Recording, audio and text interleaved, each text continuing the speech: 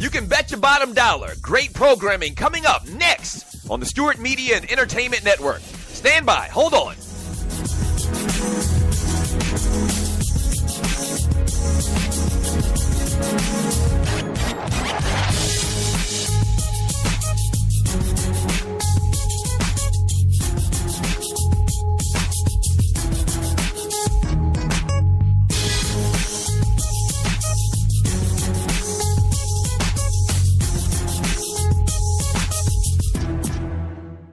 Talk at its finest, coming up next on the Stewart Media and Entertainment Network.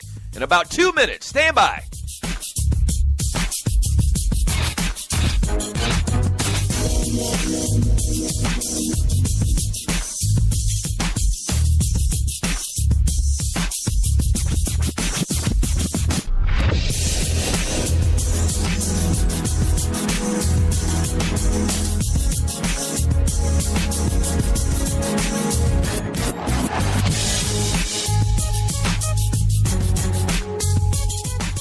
We know what guys are talking about. Stand by. A great show coming up next on the Stewart Media and Entertainment Network. In about 30 seconds. Stand by. Don't go away. Stop.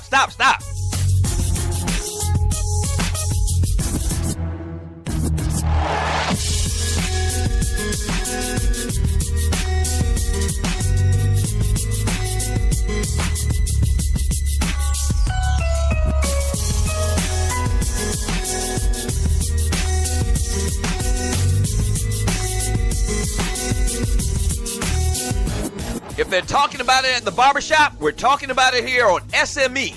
Great show coming up in about 30 seconds. Don't go away. Stand by.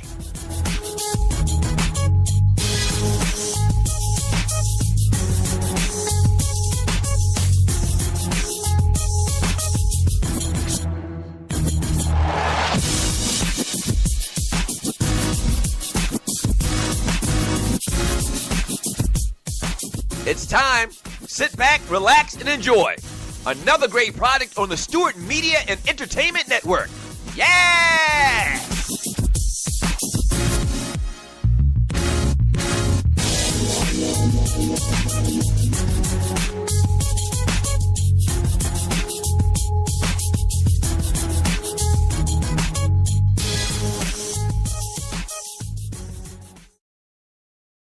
Corner store philosophy, wine prophets who probably felt the greatest high and chased that dragon into poverty. Inherited a lower self-esteem and a lack of knowledge. Got they refund checks and turned it back to college. Who needs a degree to survive in these streets? Weather 400 degrees, juveniles chasing dreams. Hustling harder for smaller returns. They call it life shit. We live and we learn. What's up, world? It's JP1, a.k.a. Jackpot the Chosen One, representing Detroit to the fullest. Right now, you politicking with Po on Po Politickin. Let's get it. PoPolitickin.com. Welcome back to Po Politickin. I'm now politicking with Schahrzad Morgan. She's the author of The Fuck List, a sex memoir. How you doing today? Good morning. Thank you. I'm doing great. Thanks for having me on. Yeah, thank you for coming on. So the first thing, I just want you to talk about your background a little bit. Let the people know a little bit about you. Well, let's see. I'm 54 years old. I'm a mother of 3 children. I was married 25 years to a great man, and I have been totally single the past 3 years, not even a hint of a boyfriend. I am from Germany. I moved to the U.S. I moved to Nebraska when I was 9 years old, so I speak German, Farsi, and English. I have a bachelor's in computer science and an MBA, and I've been practicing transcendental meditation since I'm 12. And that's like, I love that more than I love sex. Yeah, I'm saying, the first thing, even before I don't want to get too sidetracked, but even before we start talking about the book and everything, I want you to talk about that meditation because I like that too. So can you talk about that a little bit with the listeners? Yeah, well, transcendental meditation is... My mother is a GM teacher, and she taught me to meditate when I was 12. So I like to do it because it gives me like this really deep, silent place I can go into in myself, and it makes me feel happy. And I notice when I am meditating regularly, twice a day, my life goes really good. I feel happy and I glow, and I feel kind of aligned with the universe, if that makes sense, and things go my way and my life really flows. And then when I stop doing it after a few days, I feel kind of like very ordinary. I guess it's kind of like working out. You have to keep doing it. So, I've taken many meditation courses, and I wanted to be a TM teacher myself, so I took the first half of the 6-month training when I was 14. I was super into it. Now it's just something that I do at home by myself. then what kind of teacher are you saying? Transcendental meditation. Oh, I thought at first I thought you were saying gym teacher. That's what I was like, you saying? No. So, like, if people are interested in it, like, it was first popularized in the 60s when the Beatles started meditating. Like, Oprah and her whole staff just started, like, a year or two ago. She did a whole show on it. Dr. Oz meditates, Russell Brand. And they do it, a lot of PT. Right now they're doing, introducing TM to veterans with PTSD, and I've done a lot of studies on that. And also there's a foundation that puts in money to teach it to school children in public schools, like in San Francisco, and they've seen their absenteeism go way down, and the children are happier and not fighting as much. So I want to give a big plug to TM. I think TM helps me get more horny, too, because it puts me more in my center and makes me feel relaxed. And when people are stressed out, they don't want to have sex, right? The last thing you want to do. So people want to have sex more when they're, like, feeling good about themselves and feeling healthy and fit. Yeah, I say I know. Russell, it's good for your sex drive. Yeah, I say I know. Like hip hop wise, I know. I gotta bring sex into every conversation. Sorry. Yeah, I was saying I know Russell Simmons. He's real big into meditation too, but hip hop wise. But I was gonna ask you. So just to clarify, so meditation is like, let's say you're praying. When it's praying, it's more outward. So meditation is just more inward, right? Yes.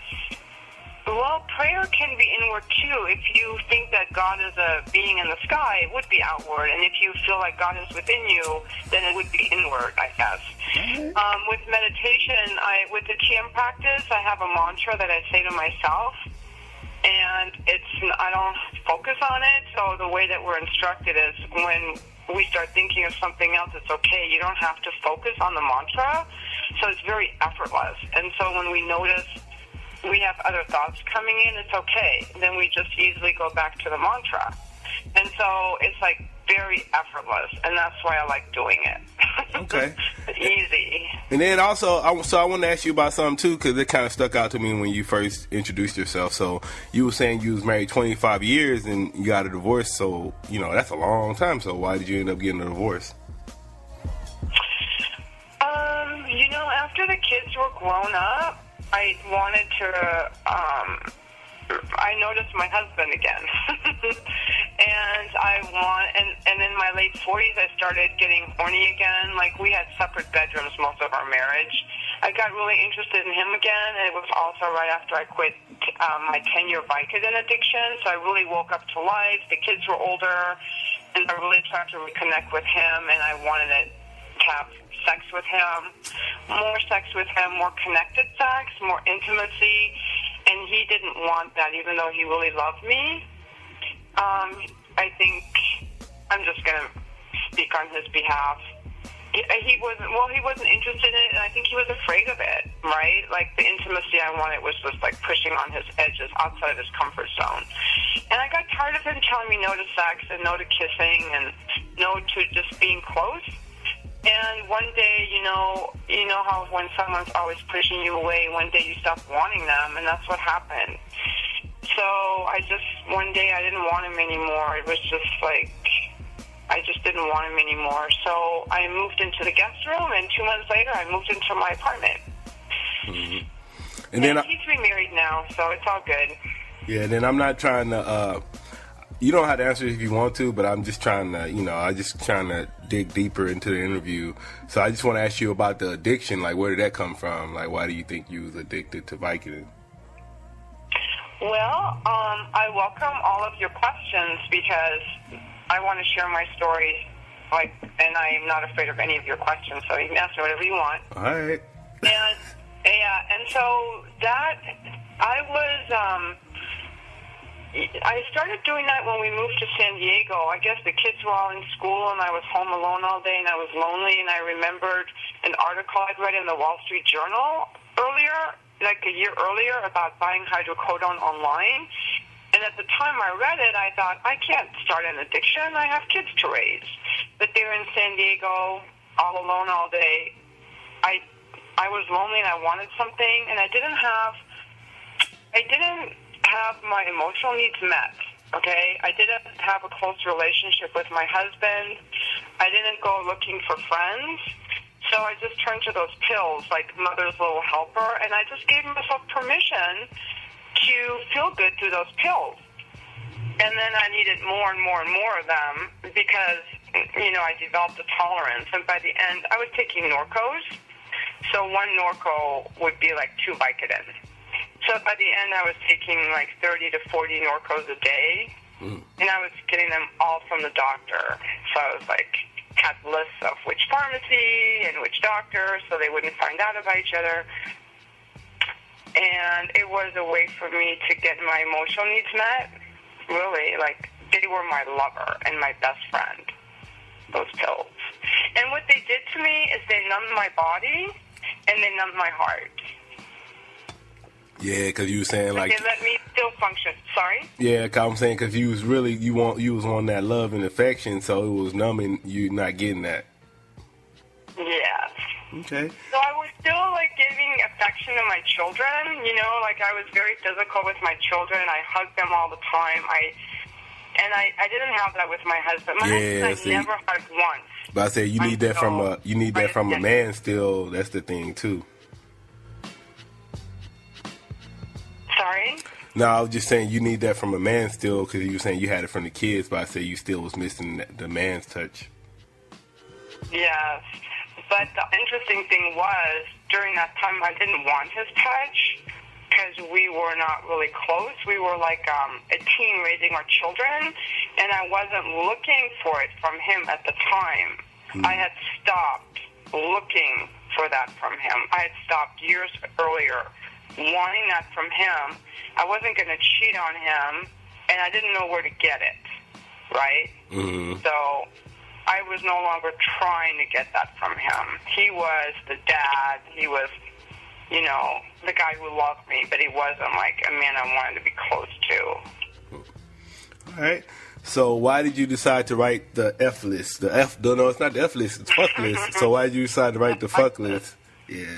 Well, my friend, I'm pretty open, so on my Facebook, after I lost my husband, I kept saying, woke up with a beautiful woman in my bed, or, I got fucked in the ass last night, I feel so good. I was just saying stuff, that excited me about what I was doing, and people weren't used to hearing a woman speak like this, And so my friends kept saying, you should write a book. And I'm like, no, I don't want to write a book. I had a job. I was consulting on facilities for school districts. And I'm like, I don't want to write a book. I never had an idea to do that. But then 2 years ago, I was so sad over this guy. It was a hookup. I got attached to a lot of the guys I hooked up with. And I was super sad over this guy. And I started looking for some meaning and purpose to my life. My job was boring. My kids were gone. I'm single and all alone. I'm crying over this guy. What is this my life for? And I think a lot of people ask themselves this question, after a breakup or when your kids move out, like, why am I here? Like, what do I want to create with my life? How am I going to get some joy out of my life? I was looking for a purpose, and I spent 3 months just asking myself and just wondering what am I here for? And right around that time, when another one of my friends said, you should write a book, and I'm like, that's it. That's it. That's exactly what I'm going to do. And then this other friend said, oh, yeah, you have a fuck list? That's the name of your book, The Fuck List. And then it was on. I was so excited. I pictured myself on the Oprah show talking about the fuck list and the women owning their sexual power and women being allowed to claim their sexual lust without shame. And I was just going to be a champion to promote sexual freedom in this country. And I just started writing and writing, and I wrote for 9 months, and then it was done. All right, and I noticed, because I follow you on social media, you get a lot of negative feedback as well. So how do you feel about that? I noticed it seemed like a lot of guys, like they always saying some crazy shit to you. So, and I saw you disabled your comments on YouTube too. So how do you feel about the comments sometimes you get? You know, I get only positive comments. The only negative comments I get are some of the guys on my YouTube channel, and they're like, I don't even know who they are. So the people that are on my on my Facebook, my Instagram, my LinkedIn, I get, and my author website, when people will actually take the time to email me, I get so much fan mail from women, from men, all over the world. Like, I probably get like 3 or 4 things a day, plus whatever's on my Facebook that I haven't even seen because they're not my friend. And, like, they go into detail how I've inspired them, how I've helped them, how they love my book. And sometimes they'll email me multiple times. So the negative comments to me are just, I can't take them seriously because they don't reflect really. Oh, and then the people I meet in real life are so supportive. Like, the men I meet, the men I hook up with, like, they all love me, and I see how I inspire people. So like, the negative comments are like 1% of all that's coming into me, right? So they don't affect how I view myself. The only thing I don't like about them is I feel like my YouTube channel is reflecting my work, and I don't want it to be like, I don't want it to become a place where people trash talk and downgrade what I'm trying to do, because they think, I don't want it to turn into like the cesspool of negative comments. But the comments that people make reflect who they are. It doesn't reflect who I am. I just want to keep it like, I want to keep a positive vibe around my work, you know, so that's really important to keep, because I want to inspire people. So I want to keep the mood upbeat. The trash talking is probably guys who have a story about women who enjoy sex because they've been hurt by women who've enjoyed sex. They've been cheated on. Maybe their mom ignored them because she was out, you know, putting men ahead of their children. And so I think it comes out of their pain. So try to be, you know, understanding of their pain when they're saying something negative about me. That's deep right there. I was gonna say so what are your I guess your top 2 goals for your career are right now at this stage? I'm writing on my second book called Permission, and when that's done, I want to see what comes next. I'm also considering making some videos that I would charge for, like, you know, how to make love to a man, how to make love to a woman, how to reignite your passion, sexual taboos. I don't know yet exactly how it's going to look. I would love to make some money off my videos and off my writing. All right. And what are some, I guess, your top 2 relationship tips? First is love yourself. Love yourself first so that you can show up being really present with other people, right? So you can manage your own emotions and be secure in yourself. And the second one would be to, I guess out of that, to love and honor other people. I think a relationship is all about love. So loving yourself and then being free and sharing that love with other people. And I guess the third one would be allow yourself to receive the love that other people want to give you, and don't block that. Like, for myself, I've been blocking a lot of love. Like, I had so much fan mail. I was, like, hating on my fans. Like, why are you guys emailing me? Why are you guys texting me? And my son's like, Mom, you can't hate on your fans. And I was just getting mad at my fans because they didn't look like the kinds of guys I was trying to get for a relationship, right? But it doesn't matter. Like, I wasn't being loving. So a relationship is any person that you encounter is to just love them and honor them. That's like a spiritual practice, even if you don't want to. All right. Then I want some sex tips, like if somebody want to get better in the bedroom. Well, then you got to say sex tips. No. See, it was a 2-part question. So the first one was relationship. Now I want the sex. See, that's foreplay. I eased it into it. So, yeah.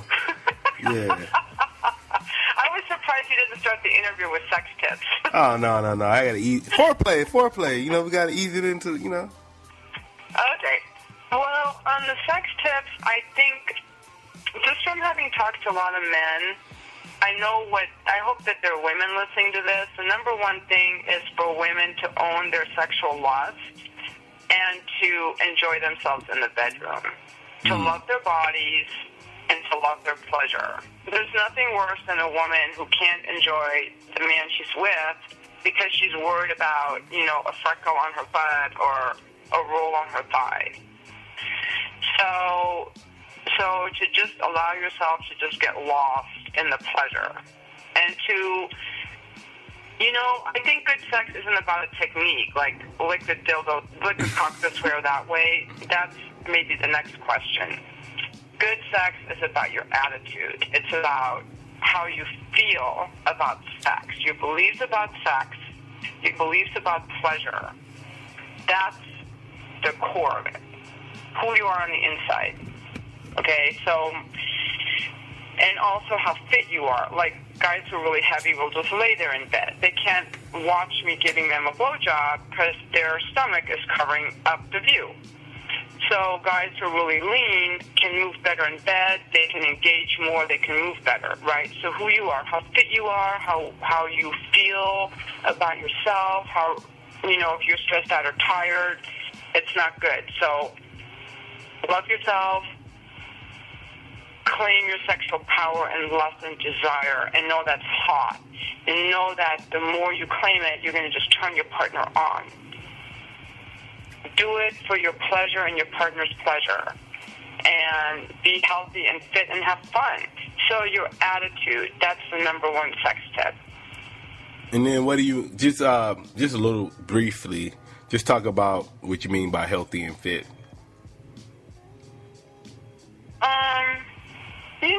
I think that people who,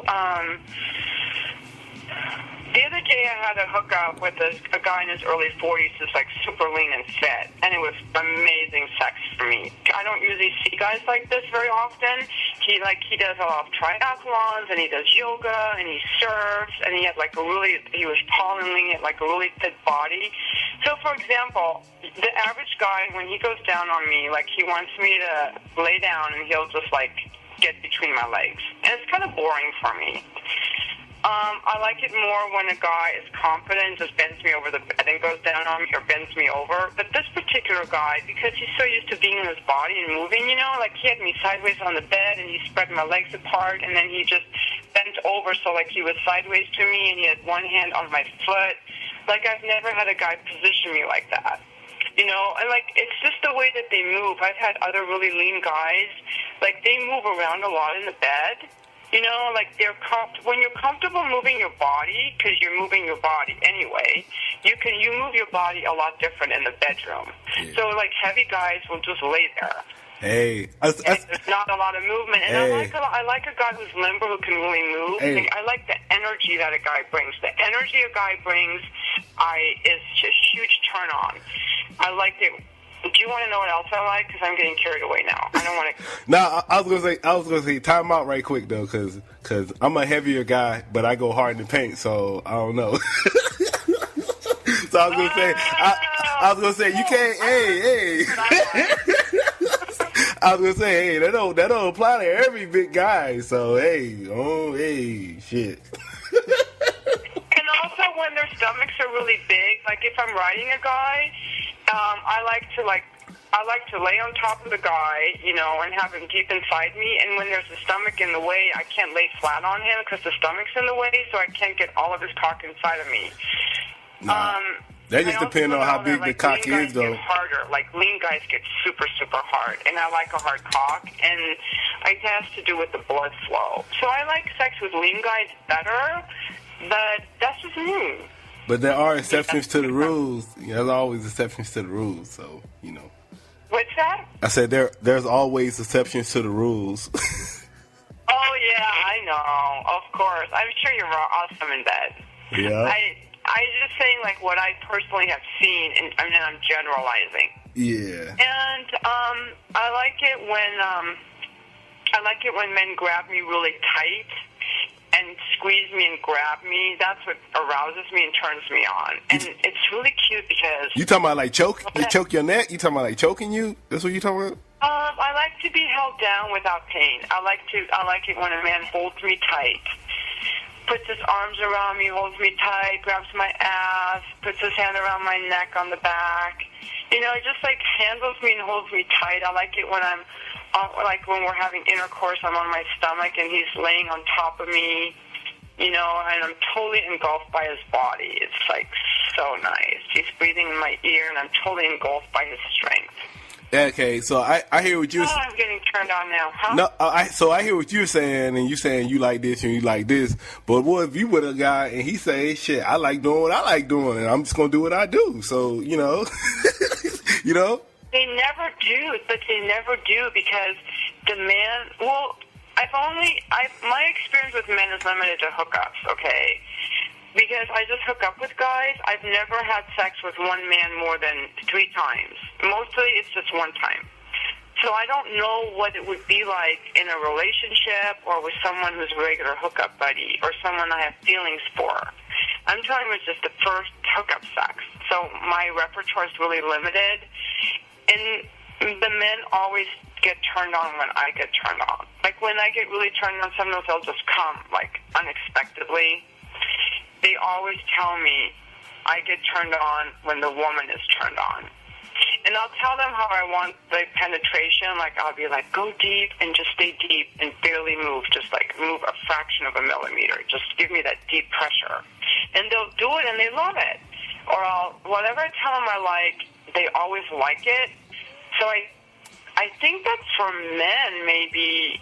like, they're like a lot more things, because women seem to have, like, we all seem to like different things, right? Like, some women like their ass spanked. I hate that. Yeah, I was going to say, so I know with me personally. That angle. Yeah, I was going to say, like, with me personally, I know, like, with me, when, like, I'm doing what I do, and, it's to me, if, like, you give me directions, it turns me off. Like, so how do you feel about that? I know, like, you know what I'm saying? When they say, do this, that throws me off. Like, I just like to be in the moment and do my thing. Like, I don't really, you know, we just need to be doing what we do. I don't like, you know. So how do you feel about that? Well, I don't know. I do know sometimes when I'm first with a guy and I tell him what I don't, if he's doing something that doesn't feel good, I'm going to tell him that. I need to tell him that. It doesn't feel good. But you know what I'm saying? It don't feel good to you, but it might feel... I know they don't like it and their cocks go limp. That's okay. We can get it back because it's not okay. I used to let guys do what they do that I didn't enjoy because I thought I should. When I was younger, I was afraid to speak up. I was afraid to say it and then later I was like, I have to have sex the way the man likes it to please him. Yeah, if I don't like it. I was just about to... It really dried out.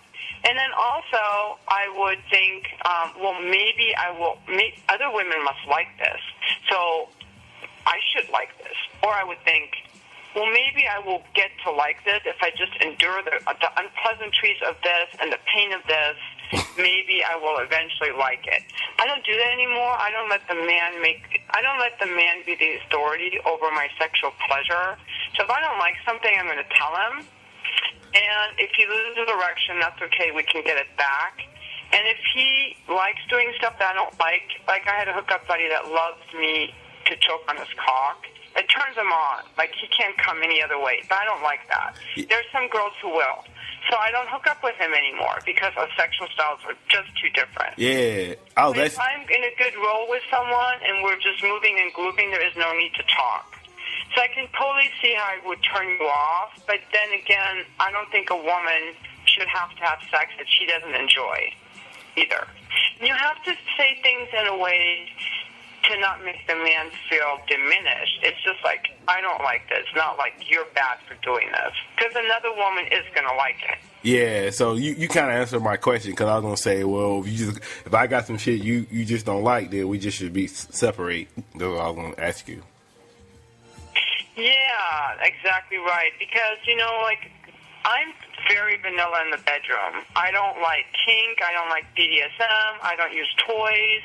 I don't like threesomes. I don't like polyamory or swinging, and people are into that. They're not going to like fucking me or being my boyfriend.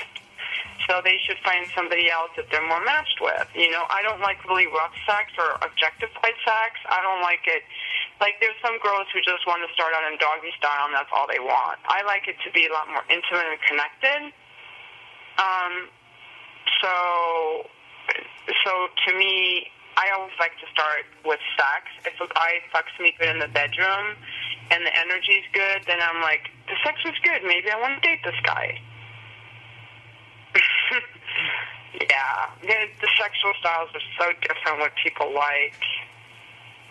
All right. And what would you like to say to, like, any other, somebody listening to the show, they want to aspire, they want to do exactly what you're doing right now, what would you say to them? Well, you have to give yourself permission to live the life that you want.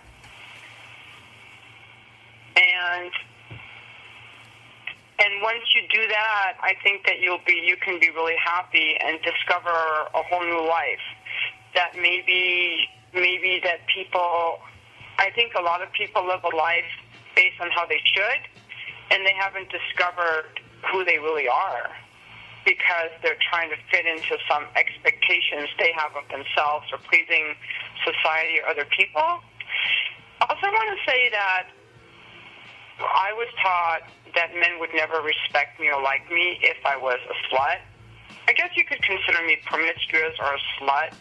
My real life experience is that men really, really like me, and I want all women to know this, that men really respect a woman who has sex and owns her sexual power out of her pleasure.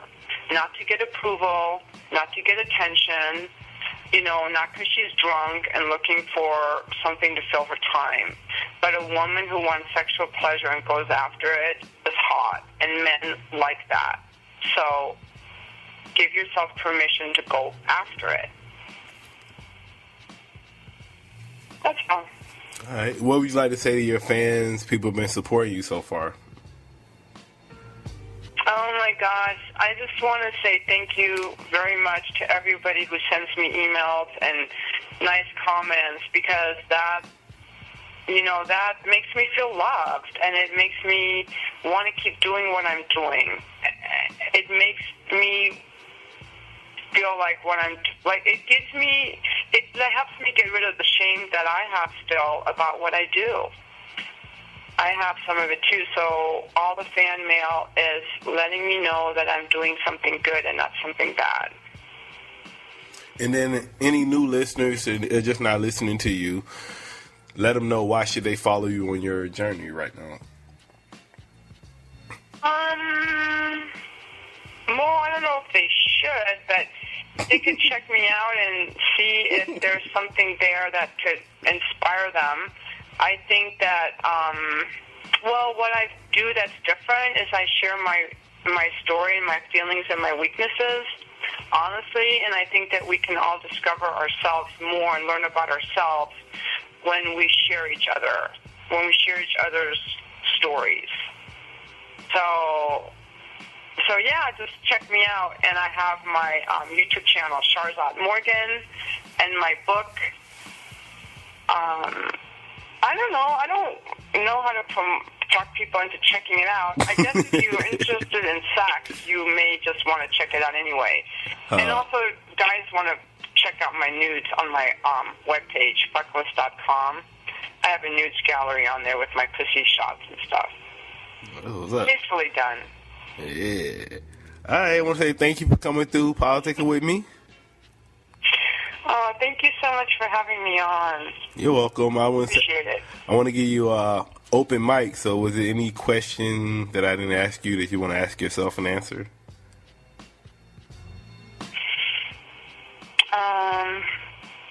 No, I covered the main ones. Thank you for asking. I want women to own their sexual pleasure and not be ashamed of it. We're listening to PoPolitickin.com. We got you stuck off the realness. Hi, this is Schahrzad Morgan. I'm politicking with Po on Po Politickin. Check out my book at www.f-cklist.com. Bucklist.com. Since 2008, there has been one website, www.PoPolitickin.com. On top of the music business, behind the scenes, and on the front line. Chris Porter, a.k.a. Po Politickin. Mr. Porter has worked with everybody. Universal Motown Records, Young Money, Rockefeller Records, and more. Po Politickin is a conscious brand that aligns with artists, businesses, and brands to get more exposure. What are you waiting for? It's time to open your mind to the other side of the music business. Log on to www.PoPolitickin.com. That's www.PoPolitickin.com. Call 760-717-5803 for your interview. That number again is 760-717-5803.